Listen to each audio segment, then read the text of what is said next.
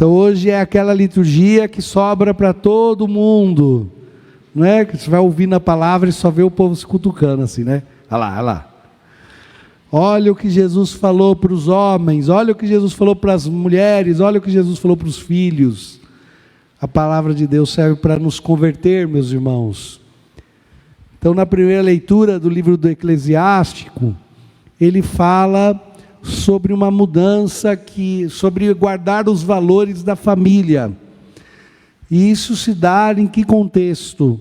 O povo judeu estava se misturando com os helenistas, quer dizer, é como se a cidade tivesse sido invadida por outra cultura, e todo mundo começou a copiar os pagãos. Então, aquele povo judeu que era firme na fé, que tinha sua tradição, seu jeito de viver com Deus, de viver em família, começaram agora a copiar aquelas famílias que não eram cristãs, que não eram crentes, né? Que não tinham a fé em Deus, no Deus de Israel.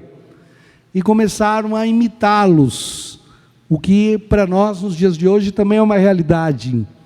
Muita coisa do mundo entrou nas nossas casas. Nossas famílias que são cristãs fazem muitas coisas que são muito parecidas com os pagãos, né? Um monte de costume pagão entrou dentro dos nossos lares. E isso vai ruindo os valores da família.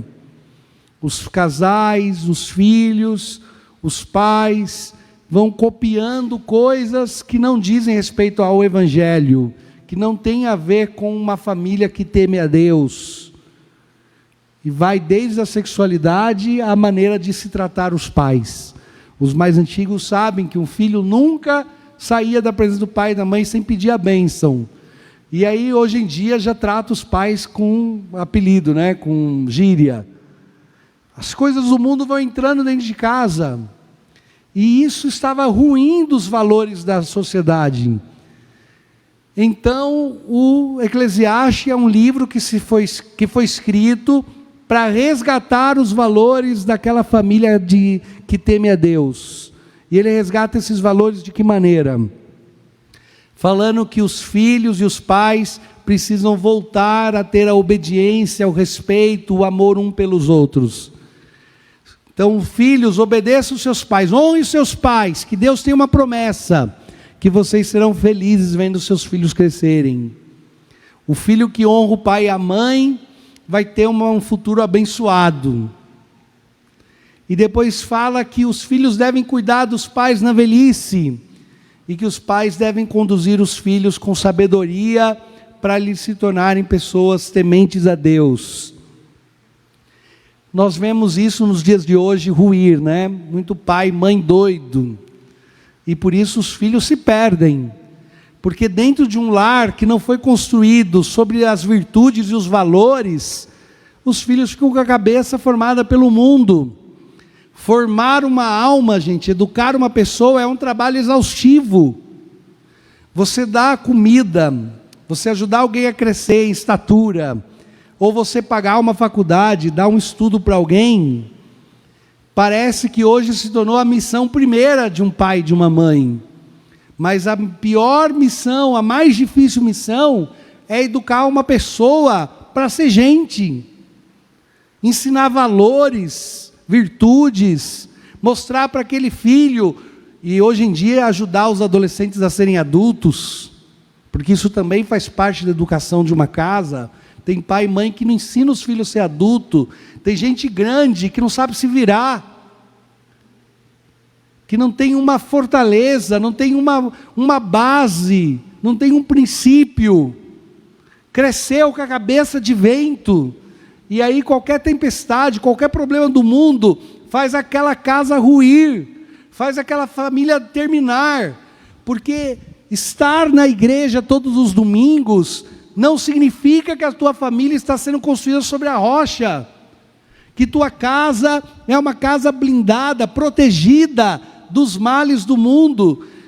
Não é só sobre vir à igreja, é sobre deixar com que esse evangelho, com que essa palavra forme os valores, os princípios, norteie o teu jeito de pensar, te eduque para aquilo que é mais importante. é deixar com que a palavra nos converta e fortaleça o nosso coração, que o nosso coração tenha valores e princípios que o mundo não destrua. E isso muitas vezes que nós não vemos.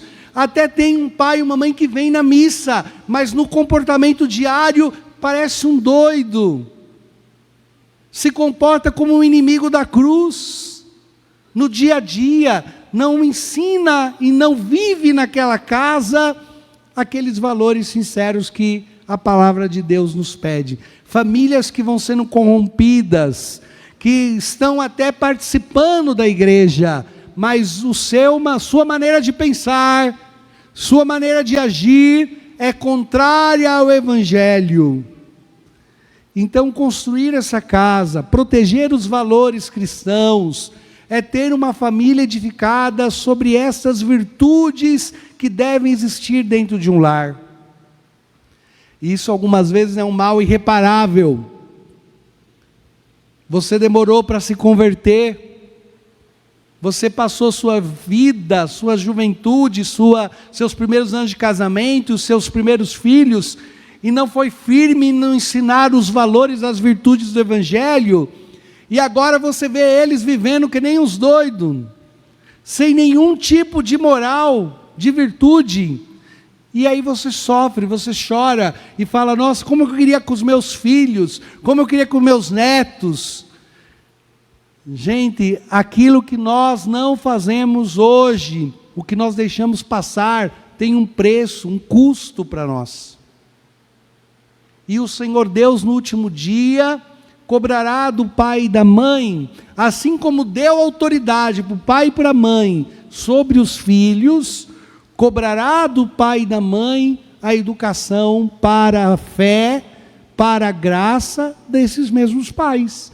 A paternidade é uma bênção, a maternidade é uma bênção, mas é uma responsabilidade, gente. E por isso a gente tem que tomar cuidado. Vocês estão prestando atenção em mim? Até quando você ganha um afilhado. Ai, me chamaram para ser padrinho de batismo. Ai, que alegria, amém, aleluia, pode contar comigo. Cada afilhado seu vai também ter uma resposta diante de Deus. Porque você tem uma responsabilidade espiritual sobre aquela criança.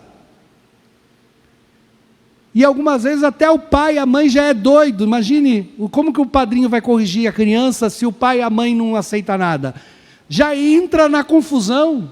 Você aceita ser padrinho, bem daquele casal que não aceita que você fale nada para eles. Aí você fala, olha, você tem que levar teu filho para a igreja, teu filho não pode. Você viu como teu filho se comporta?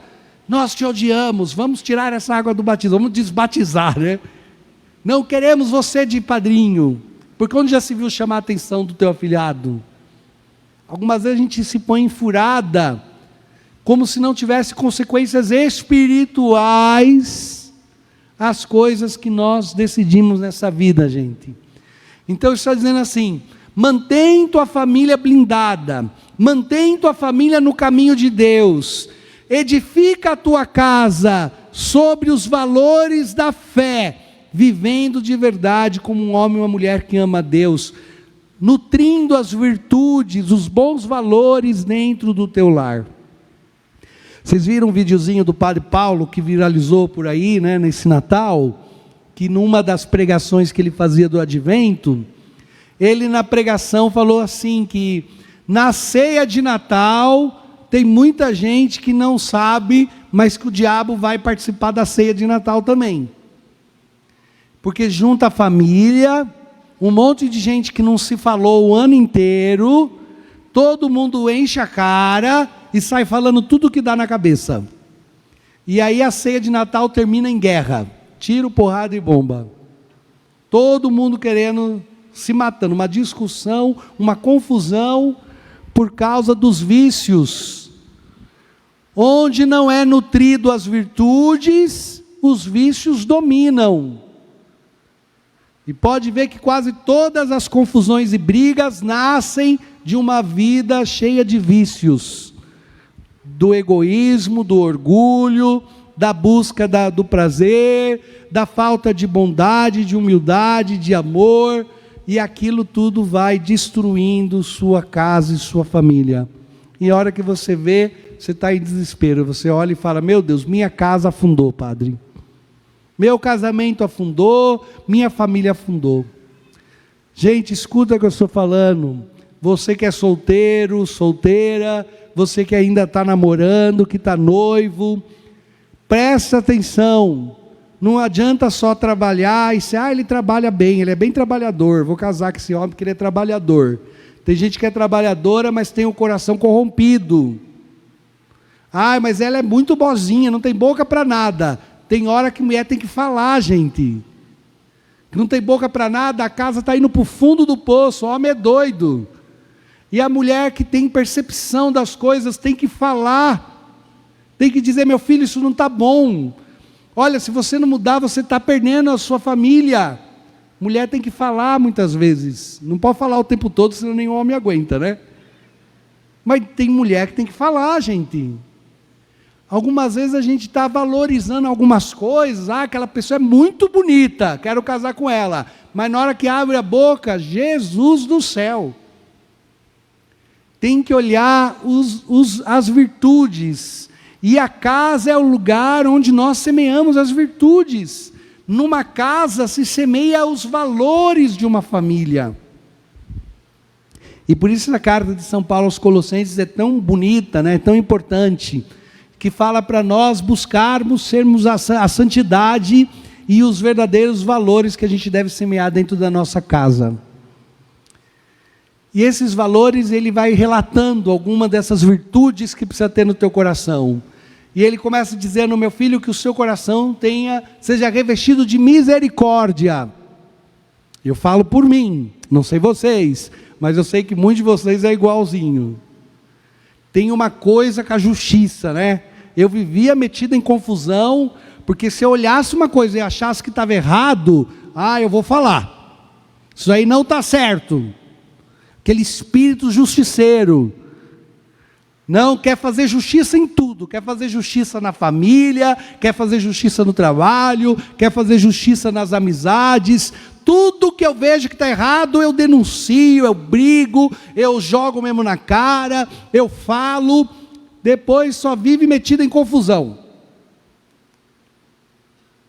Esse espírito justiceiro. E a palavra diz que nós devemos revestir o nosso coração de misericórdia. Algumas vezes você olha e fala: está errado mesmo, mas paciência, vou perdoar. Vou amar essa pessoa assim mesmo. Vou procurar ter paciência, tolerância com o erro do próximo. Porque há coisas que são gravíssimas e precisam ser denunciadas. Mas há coisas que não vai mudar nada, gente. E aí vira uma confusão do tamanho do mundo, porque o teu coração não tem um pingo de misericórdia. Mas quando é você que erra, você quer que todo mundo entenda. Não sou de ferro, né? Vocês estão vivos? Quando é a gente, todo mundo tem que entender. Mas quando são os outros, a gente não tem um pingo de misericórdia. E lá naquela folhinha de confissão está escrito lá, né? Eu sou indulgente comigo e exigente com os outros. Revestivos de misericórdia. Uma casa precisa suportar, tolerar o pecado um do outro. Precisa ter compaixão um do outro. A gente muitas vezes se depara com a miséria do marido, da esposa, dos filhos. Quando os filhos descobrem que o pai e a mãe não é Santo Antônio, não é a Madre Teresa de Calcutá, aí o filho fica horrorizado. Estou muito chateado com a minha mãe, descobri que ela não é a Madre Teresa de Calcutá. Por que não me perguntou antes? Você também precisa perdoar o teu pai e tua mãe. Eles precisam te perdoar inúmeras vezes ao longo da vida. Mas você, por causa de uma mágoa, não quer nem olhar mais na cara do pai e da mãe, não quer perdoar de jeito nenhum, porque onde já se viu ele ter feito isso comigo, por que não pode ter feito isso com você? É a última bolacha do pacote, é muito especial assim, que ninguém pode errar com você. Meu Deus, algumas vezes o nosso coração é muito orgulhoso. Então, revestivos de humildade. Ser humilde. Algumas vezes as coisas não dão certo como você queria. Uma casa precisa ser um lugar onde se aprende as virtudes, onde se aprende a fazer as coisas mais simples. A mãe está aqui, ela sabe, lá em casa, cada filho tinha uma função para fazer em casa, e aí ela ia lá e conferia. Então eu ia lavar o banheiro, depois ela ia lá e falava, não lavou direito, lava de novo. Aí ia lá lavar o banheiro de novo. Aí fiz o colégio técnico, fiz técnico em saneamento. Aí quando eu entrei no seminário, o reitor perguntou, você, Anderson, é formado no quê? Falei, eu sou técnico em saneamento. 7 anos lavando banheiro. Era um excelente banheiro lavado, que eu já tinha treinado em casa. Algumas vezes nós temos uma super consideração por nós mesmos, e não fazemos as coisas simples, não queremos nos dispor a fazer as coisas mais simples, e achamos que as pessoas têm que nos tratar como alguém especial, que merecemos um lugar especial, não queremos ser os últimos, nos colocamos como primeiros, e aí ficamos, olha, tem gente que é orgulhosa, hein? A pessoa nunca fez nada contra você, só que quando ela chegou, ela te cumprimentou, sem te dar muita atenção, sabe? Passou, oi. Eu não gosto de fulano, não vou com a cara dele. O que ele te fez? É nada, não sei, não vou com a cara dele. Eu sei o que ele fez. Você se acha muito importante. Queria que ele chegasse e falasse, oi, tudo bem, como você está? Posso beijar o chão que você vai passar? Fulano é legal. O orgulho domina o nosso coração, começa lá em casa, que a gente não se alegra com a virtude de um irmão, com a conquista de um irmão, que a gente quer ser agradecido, quer ser colocado em destaque, merece o melhor, e aí a família vai se corrompendo, os filhos crescem, o pai na velhice, os filhos brigando, ninguém quer cuidar de pai, joga para cá, para lá, não quer se livrar do pai e da mãe na velhice.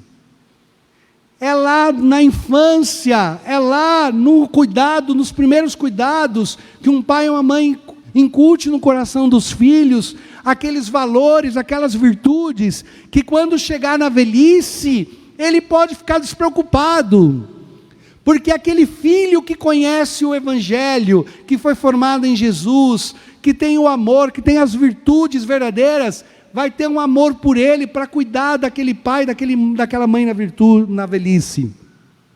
Algumas vezes um pai e uma mãe se identificam mais com um filho do que com outro. Tem um certo tipo de afinidade, que não tem como se exigir, gente. Um pai e uma mãe amam os filhos por igual, mas ama de forma diferente.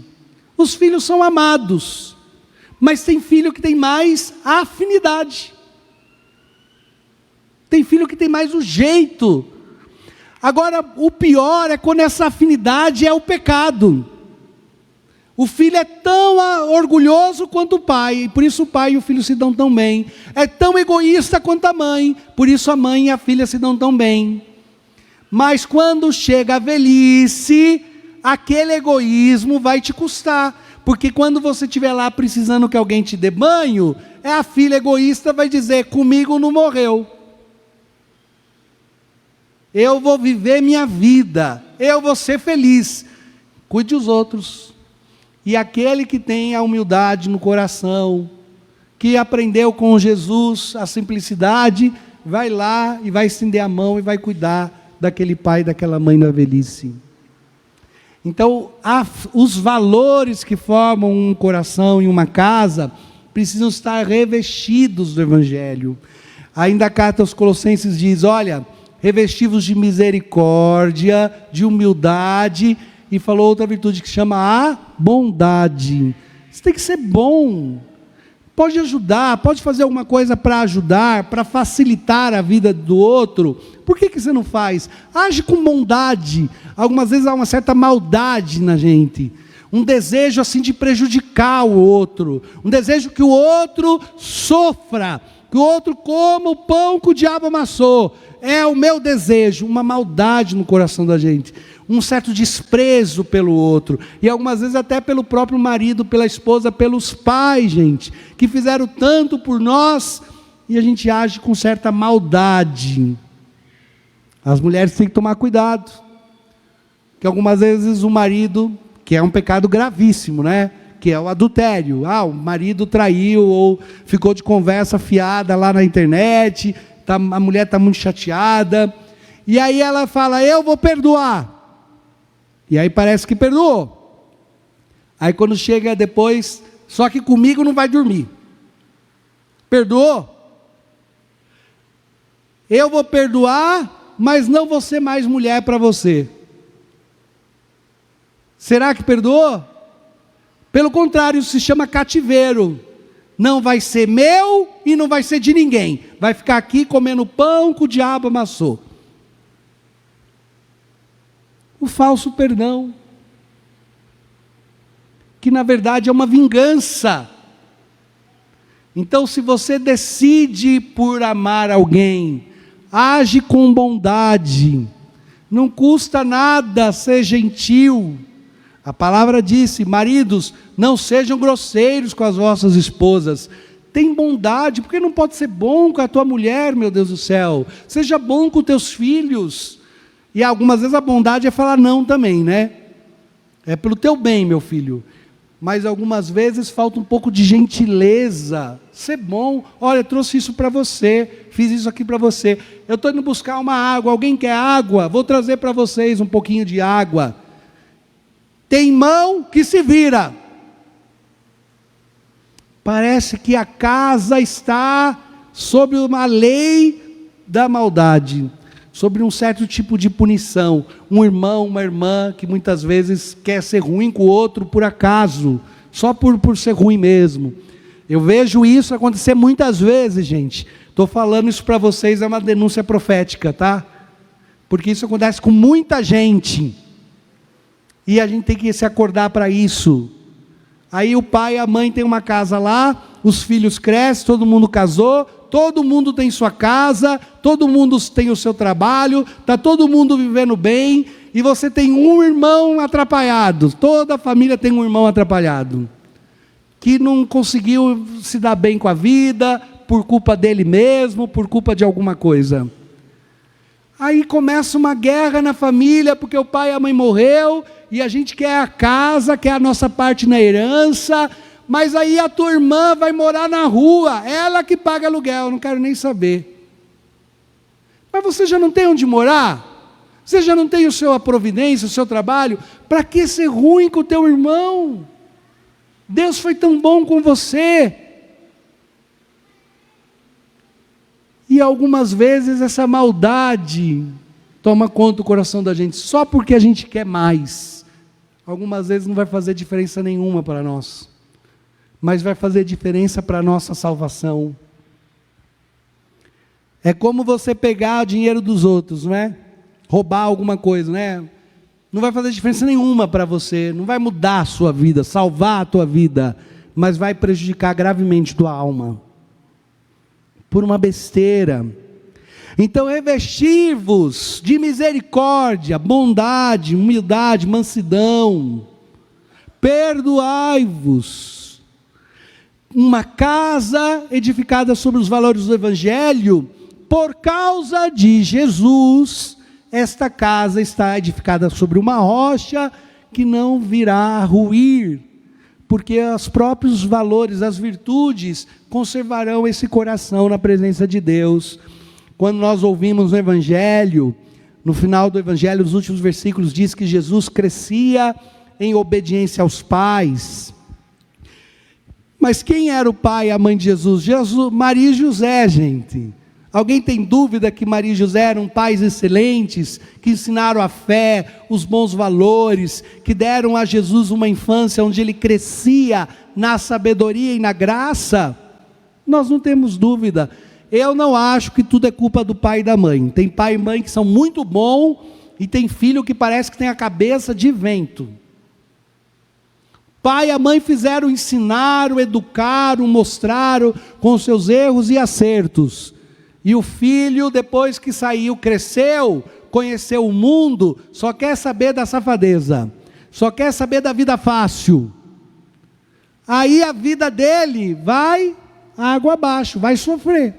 Tem pai e mãe que ensinou o bom caminho para o filho, mas o filho é cabeça dura, não escuta, não ouve, não obedece. Como que vai crescer na graça? Vai crescer na desgraça. O que é a desgraça, gente? É a vida sem a graça. Tem filho que cresce na desgraça, quer dizer, sem a graça de Deus. Cresce só no pecado, na rebeldia, na desobediência. E aí nessa hora, mãe, pai, tudo que você tinha que fazer, você fez? Essa hora é só pegar o tercinho e falar, vamos rezar por esse nosso filho, que esse aí dá trabalho. Pai nosso que está no céu, Ave Maria cheia de graça. Vai fazer o quê? Vai ficar lá sem dormir? Algumas vezes eu tenho até dó, sabe? Que nos atendimentos vem um monte de vó. Vó chorando. O que você está chorando, vó? Ai, pai, estou chorando por causa dos meus netos. Está sofrendo, a avó está sofrendo por causa dos netos. Nem a mãe está ligando, né? E a avó está lá, naquele sofrimento. Porque o neto, o pai e a mãe não deu conta. O filho não quer obedecer o pai e a mãe. Aí vai para o coração da avó, que é de coração mole. E aí vai morar com a avó e faz a vida da avó um tormento. Vai para a casa da tua mãe e vai obedecer tua mãe. Vai para a casa do teu pai, vai obedecer teu pai. Mas quer viver muitas vezes no pecado. E vai crescendo numa desordem. Jesus crescia em estatura, sabedoria e graça. Uma casa que é edificada sobre os valores do Evangelho. Os filhos crescem em santidade, gente. Por isso não tem alegria maior para um pai e para uma mãe ver um filho casando, saindo de casa casado, vivendo, educando os filhos na fé, vivendo com uma vida que é uma honra para aquele pai, para aquela mãe, conservando no coração essas graças. E eu posso dizer para vocês que o Evangelho fala de que Maria e José tinham uma angústia procurando um menino que havia ficado, que estava lá no meio dos doutores. Não tem como um coração de um pai e de uma mãe não viver sobre essa pequena angústia, né? Há sempre uma angústia. Quem ama, vive sempre a angústia de ter medo de ver os filhos, ou ver os pais, ou ver as pessoas que a gente ama, perdendo Deus. A gente sofre quando vê um irmão que a gente ama, levando uma vida que não vai terminar bem. Agora a gente sofre com Cristo, a gente não sofre no desespero. É uma angústia de quem sabe quais são os cuidados espirituais que aquela pessoa tanto precisa, quais são os problemas mais profundos que aquela pessoa tanto carrega. Por isso, meus irmãos, hoje na festa desta Sagrada Família de Nazaré, consagremos nossa casa ao coração imaculado de Maria, ao castíssimo coração de São José. Começamos a usar o menino Jesus, que as nossas famílias possam nutrir as boas virtudes e os bons valores do Evangelho. A nossa diocese, no dia de hoje, às 18 horas, lá na Catedral, vai abrir o ano santo, o ano jubilar. A cada 25 anos o Papa promulga um ano jubilar. Significa que dos tesouros da fé, a igreja dará as indulgências àqueles que buscarem sinceridade de coração, a reparação das penas cometidas pelos seus pecados. Presta atenção. Estão acordados? Fala amém. Quando você confessa, você é perdoado dos pecados mortais, mas continua as penas desses pecados sobre você. É como se você tivesse dado um tapa na cara, no rosto de alguém, e pedisse perdão, e a pessoa, do fundo do coração dela, perdoasse você. Mas a dor no rosto vai passar, porque ela te perdoou? Não, continua a marca no rosto, né, do tapa que você recebeu. Você perdoa, mas a dor continua. Essa dor, essa culpa, dessa ferida que você causou, é uma pena temporal. Mesmo que você confesse, você tem que reparar essa pena temporal. Por isso que eu falo para vocês, não adianta você falar, eu vou pecar que depois eu confesso. Todo pecado vai ter que ser reparado, tem uma pena temporal. Além da confissão, você ainda tem que reparar essa pena. Se você não fizer isso em vida, vai fazer no purgatório. Porque não se entra no céu com a mancha do pecado, de nenhum tipo de pecado. Porque o céu é o lugar para os santos, e Deus santifica o homem nessa terra, ou através do sofrimento. O sofrimento é uma maneira de reparar as penas temporais. E aí aquele velho ditado, aqui se fez, aqui se paga. Mesmo que você confesse, vai reparar as penas temporais. E outra maneira são as penitências. Mas há uma terceira maneira, porque Deus é muito bom, que se chama as indulgências. A igreja é a tesoureira da fé de todos os mártires. A fidelidade de Nossa Senhora encheu o tesouro da igreja. Então a igreja pega dessa graça e entrega as almas dos fiéis. Isso é indulgência. Para você ganhar uma indulgência, você nesse ano de 2025 tem que fazer uma peregrinação, que é um verdadeiro desejo de conversão, de mudança de vida, se confessa, reza pelas orações do Santo Padre, o Papa, reza pela vida do Papa, recebe a comunhão na missa, e tem que fazer uma peregrinação, que significa ir a pé ou ir visitar uma das igrejas indulgenciadas, uma das igrejas jubilares. Lá em Roma tem a Porta Santa, quem for lá passa na Porta Santa. Quem não pode ir para Roma, tem outra maneira de ganhar essas indulgências. Aqui na Diocese de Jundiaí, a partir de hoje, às 18 horas, que o bispo vai promulgar o ano jubilar, aqueles que forem na Catedral Nossa Senhora do Desterro, ou no Santuário Nossa Senhora Aparecida, em peregrinação, não é que eu fui lá na cidade trocar a roupa de presente de Natal e aproveitei e passei na catedral. Peregrinação, quer dizer, sai a pé de casa, vai rezando o rosário, vai até a igreja a pé. Mas não aguento andar daqui até a igreja. Então desce uns 3 pontos antes e vai andando, rezando o terço. Uma peregrinação, fazer uma peregrinação. Até o Santuário Nossa Senhora Aparecida, ou a igreja aqui do Desterro, ou lá para Bom Jesus de Pirapora, ou lá no Santuário do Sagrado Coração de Jesus em Itu, ou na Matriz Santa Ana, em Santana de Parnaíba. Quem fizer essas peregrinações com esse coração contrito, receberá da igreja uma indulgência. Todo mundo entendeu isso? Tem um monte de gente doida na internet falando que a igreja voltou a vender o perdão dos pecados.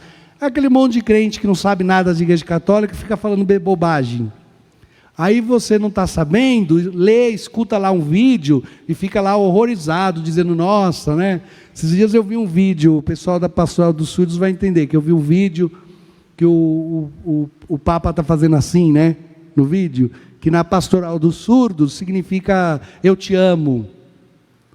E não sei por qual ocasião o Papa fez também, deveria ter alguma coisa ligada com a Libras, não sei, né? E aí colocaram que era um símbolo do Lúcifer, que o Papa estava invocando o demônio, uma coisa assim. Nossa, gente, como o povo gosta de inventar conversa, né? Bem que agora tem que tomar cuidado para não tirar foto assim e o PCC te matar também, porque tudo está acontecendo agora, né? Meu Deus do céu, só Jesus por nós. Eu estou falando para vocês, gente. Aproveita esse tempo jubilar para fazer essa peregrinação e receber uma graça especial por você, pela sua família, pela sua casa. Olha, as portas da misericórdia estão abertas. Nós precisamos dessa misericórdia. Rezemos pela nossa família, que a Sagrada Família de Nazaré nos ilumine e cuide de nós. Se você entendeu essa pregação, pode aplaudir esse Deus. Viva a Sagrada Família!